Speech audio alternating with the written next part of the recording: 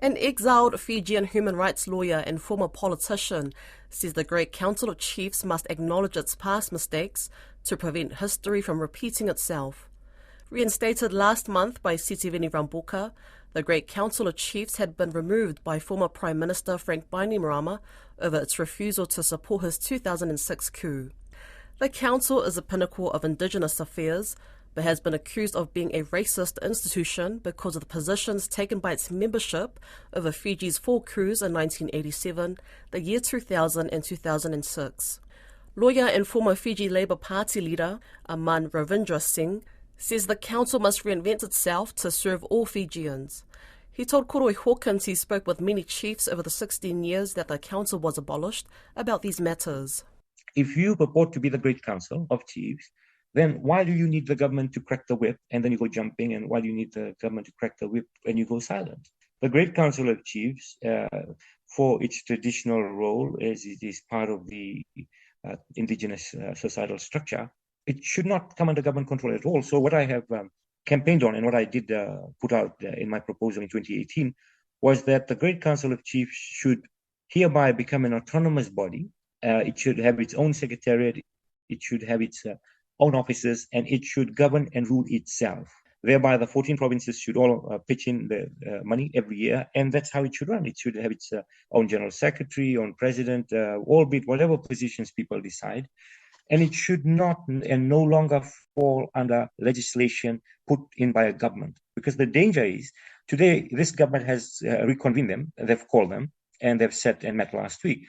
Now, what if the next government comes and abolishes them again? Thereby, you will still be ruled by politicians. So if the chiefs can totally take themselves out of politics, become an autonomous body, thereby you will have a forever lasting place within the indigenous structure. And if people are not happy with the chiefs, then people are able to directly tell them. But it's not for the politicians of the day, the government of the day, to say, yes, you will speak, no, you will go silent, yes, we will abolish you, you do not exist.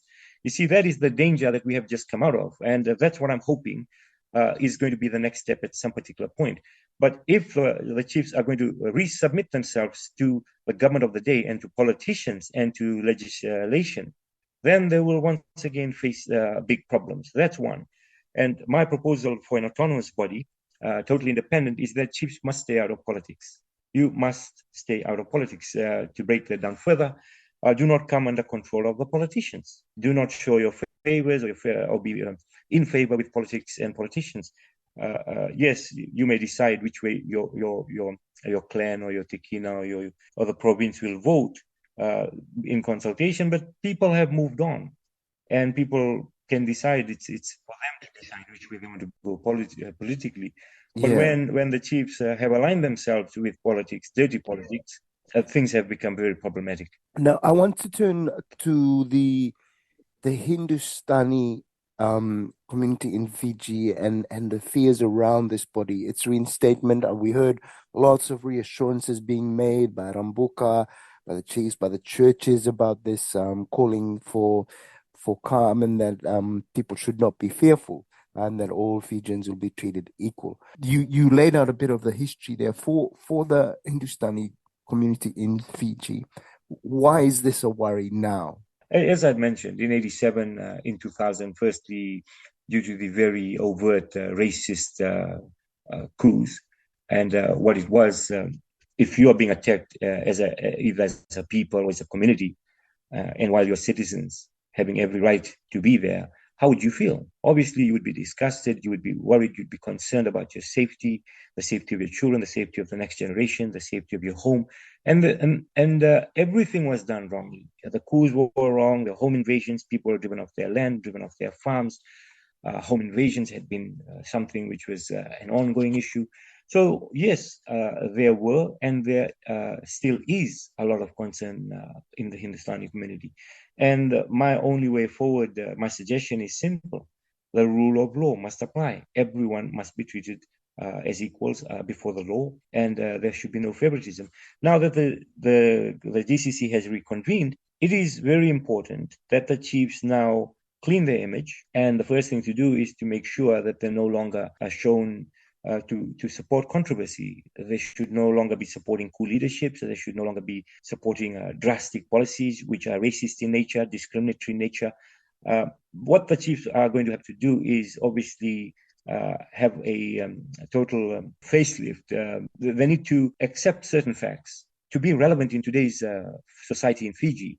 They need to understand that they are not just chiefs for one community, and they are chiefs for everyone in Fiji. We all give due respect to the Great Council of Chiefs and to the chiefs in our provinces, in our localities. But the chiefs must also earn that respect, and it cuts both ways. While, as I pointed out, the wrongs obviously cannot be wiped out, but now it is this particular moment that chiefs need to understand that they have all sorts of issues to deal with. And the biggest thing is to come out and say, look, our past was wrong, what we've done. I haven't heard that yet. I haven't heard that. I've heard a lot of apologies going back and forth, but I haven't heard of the mistakes of 87 and 2000, where people say, all right, look, we made a mistake, but we are now going to be embracing and we're going to serve all communities. And we also accept the fact that there are many other communities living in all parts of Fiji. And this is not only about one community anymore. So what I've also proposed is,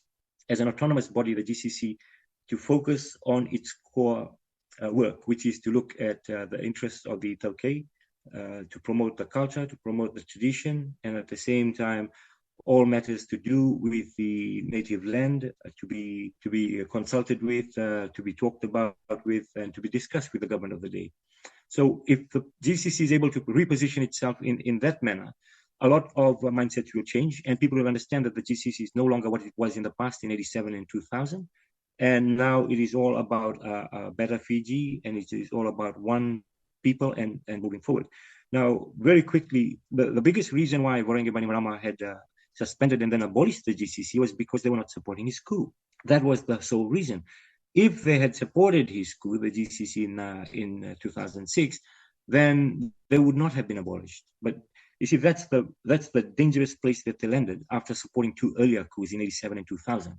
And I think the GCC would have learned its lesson by now and would obviously never repeat doing that. And the GCC should also be in a neutral position whereby they could play the right role, which would be as problem solvers, as negotiators, people above the dirt and the mudslinging of politics. And I think that will also mean a lot more respect and a lot more acceptance. We need things to be done differently. As I said, the GCC needs to be shown, not only written on paper, but it needs to act in such a way that people living in the respective lands, in the respective provinces, understand that these are not only chiefs for one community, but they're chiefs overall for everyone.